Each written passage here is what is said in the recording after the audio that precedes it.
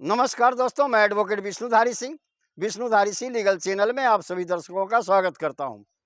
दोस्तों, आज हमारे वीडियो बनाने का टॉपिक है कि क्या बिना मालिकाना हक या अपना टाइटल साबित किए हुए आप संपत्ति पर न्यायालय से इंजेक्शन ऑर्डर प्राप्त कर सकते हैं। दोस्तों, आइए इसी बिंदु पर आज देखते हैं कानून का प्रावधान क्या है इंजेक्शन के लिए और ऑनरेबल सुप्रीम कोर्ट इस मुद्दे पर क्या कहता है। दोस्तों, पहले भी हम इंजेक्शन ऑर्डर पर वीडियो बनाकर अपने यूट्यूब चैनल पर अपलोड कर चुके हैं। अगर डिटेल रूप से आपको इंजेक्शन ऑर्डर के बारे में देखना है तो हमारे पूर्ववर्ती वीडियो को आप देख सकते हैं, जिसका लिंक हमारे डिस्क्रिप्शन बॉक्स में दिया हुआ है। दोस्तों, ब्रीफ में हम यहाँ पर समझा दे रहे हैं इंजेक्शन ऑर्डर की बेसिक चीजों को। इंजेक्शन प्राप्त करने के लिए दोस्तों न्यायालय से आपको 3 चीज साबित करना जरूरी है। इंजेक्शन 2 प्रकार के होते हैं, एक टेम्पोररी इंजेक्शन, एक परमानेंट इंजेक्शन।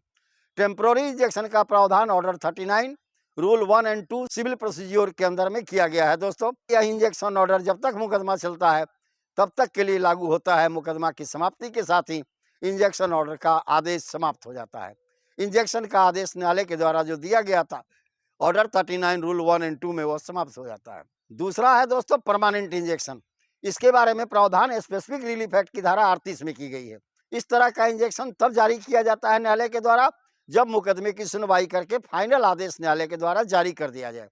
फाइनल आदेश जारी हो जाने के बाद विजेता पक्षकार जो जीत गया है मुकदमा, वह पक्षकार यह मांग करता है कि विरोधी पक्षकार या उसके वारिसानों के प्रति अस्थायी निषेधाज्ञा जारी कर दी जाए, ताकि भविष्य में न विरोधी पक्षकार, न उसका बाल बच्चा या उसका प्रतिनिधि हमारे जमीन या हमारे संपत्ति पर हमारे मालिकाना हक को चुनौती दे सके। तो दोस्तों, आप जैसा कि हम पहले बता चुके हैं, किसी भी इंजेक्शन को चाहे परमानेंट हो या टेम्पोररी हो, उसे साबित करने के लिए न्यायालय में आपको 3 चीज साबित करना जरूरी है।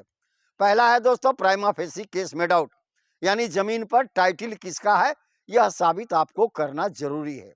दूसरा है बैलेंस ऑफ कन्वीनियंस, यानी सुविधा का झुकाव।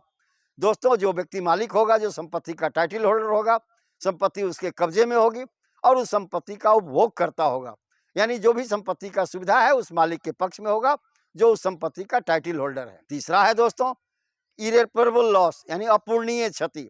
कोई जमीन का टाइटल होल्डर है या संपत्ति का टाइटल होल्डर है, अगर उसके संपत्ति से बेकब्जा कर दिया जाए या उस संपत्ति को नष्ट कर दिया जाए, ऐसी परिस्थिति में मालिक को अपूर्णीय क्षति होती है। जमीन के टाइटल होल्डर को अपूर्णीय क्षति होती है, जिसे दूसरे रूप में कंपनसेट नहीं किया जा सकता।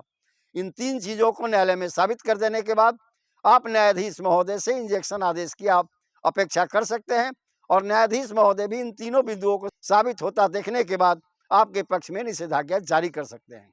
लेकिन दोस्तों, आज के वीडियो का टॉपिक है कि क्या बिना prima facie case made out किए हुए या क्या बिना टाइटल साबित किए हुए, बिना मालिकाना हक साबित किए हुए आप अपने संपत्ति पर विरोधी के विपक्ष में इंजेक्शन ऑर्डर न्यायालय से प्राप्त कर सकते हैं।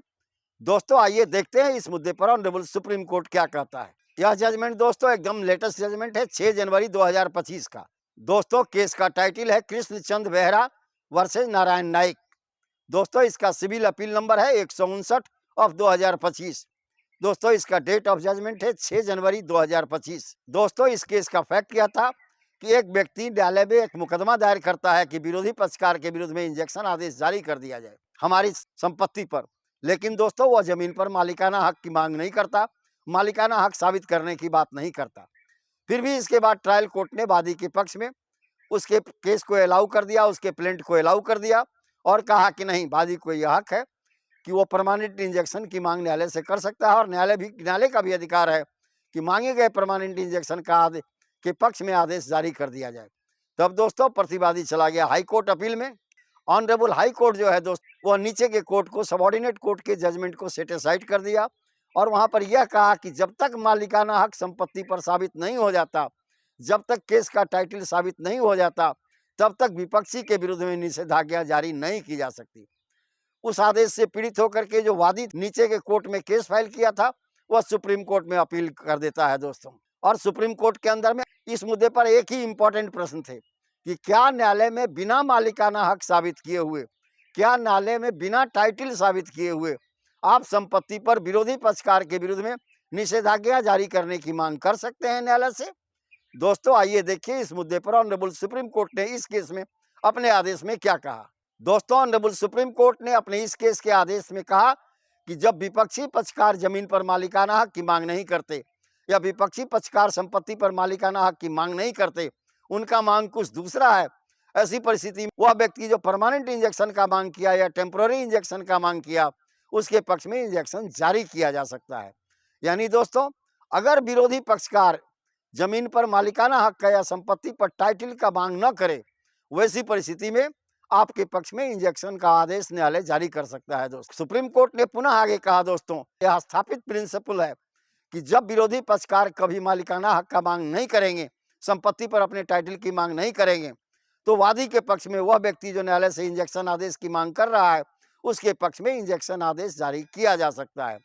तो इस प्रकार आप देख रहे होंगे दोस्तों, जब प्रतिवादी या विरोधी पक्षकार मालिकाना हक की मांग नहीं करते, ऐसी परिस्थिति में ही आप न्यायालय से निषेधाज्ञा की मांग कर सकते हैं, बिना अपना टाइटल साबित किए और बिना अपना मालिकाना हक साबित किए।